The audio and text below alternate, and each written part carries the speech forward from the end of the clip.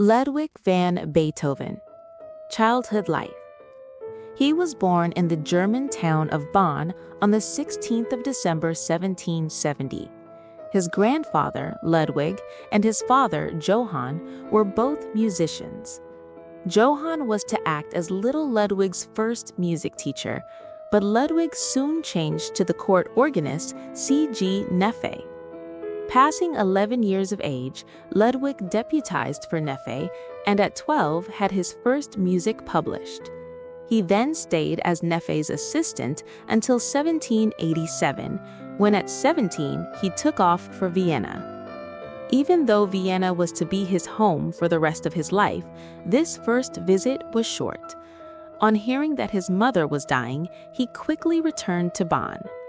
5 years later, he finally moved to Vienna to live and work. After arriving in 1792, he studied composition and counterpoint under Haydn, Schenk, Salieri, and Albrechtsberger. At the same time, he tried to establish himself as pianist and composer. His good relations with the town's aristocracy soon led to a secured income.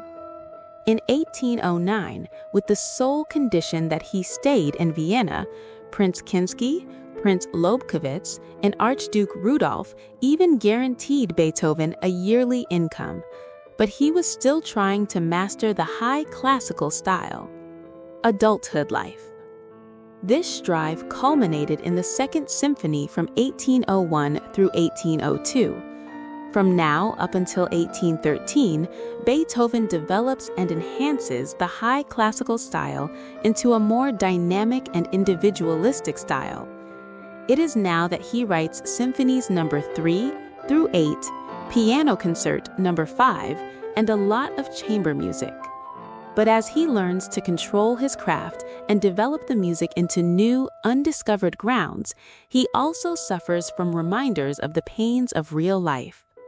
He has early in life discovered that his hearing wasn't what it should be, and the disorder gets worse as time goes by. It gets to the point where Beethoven is thinking of ending his life as he sees no way out of his despair. That fact is documented in the letter he wrote to his brothers in 1802, the so-called Heiligenstadt Testament. This hearing disorder seems to have affected his social life to a great extent. He became difficult to handle in social interactions and could suddenly burst into outbreaks of anger and show bad temper where he usually insulted someone. If that is the reason for his troubles with women, or if there is something traumatic hidden in his childhood, I don't know, but the fact is that he never got involved with a woman in a normal relation. Beethoven seems to have been attracted to women he couldn't get, or at least was hard to get. An example is Antoine Brantano, with whom he had a relationship, but who broke up with him to marry a friend. It is she who was known as the Immortal Beloved in letters addressed to her from Beethoven in 1812. Around the same time, as this wasn't enough, his deafness reached the stage where he no longer could perform. Now came a couple of years without much creative work. Instead, he was tormented by personal matters concerning his nephew, of which he tried to gain custody when the brother died in 1815.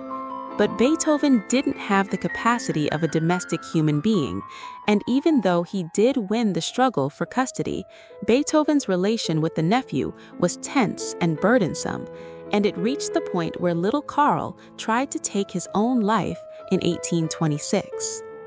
His music is described as less dramatic and more introvert, but also, I would like to add, more mature and secure. It has a flavor of the genius growing old and an obvious attitude. Listen, for example, to Symphony number 9. It is complete.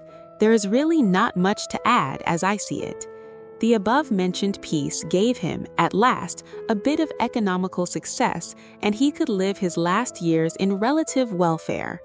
But this period is still characterized by his lack of funds, much because his former patrons no longer could support him.